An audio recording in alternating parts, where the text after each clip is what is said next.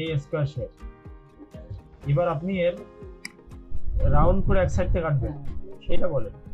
আপনি এই square shape কাটা যাবে না তো আগে। এবার তাহলে এখানে রাউন্ড করে যদি কাটেন তাহলে একটা কাজ করে দেয়, ফটোশপে কাটাকাটি ঝামেলা, বুঝলেন? শেপ আপনাকে এখানে একটা এই মার্কি টুল দিয়ে সিলেক্ট করতে হবে এরকম, হ্যাঁ? মানে কতটুকু কাটবেন, এইটুকু কাটবেন, মানে এইটুকু থাকবে আমার, তাই তো?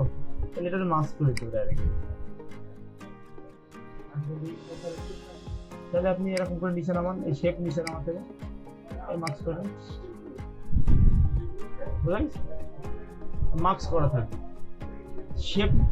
আর না হলে আপনাকে পেন টুল দিয়ে শেপ বানায় নিতে হবে, তাছাড়া কাটতে গেলে আপনি বিশাল বিপদে পড়ে যাবেন, ঝামেলায় পড়ে যাবেন।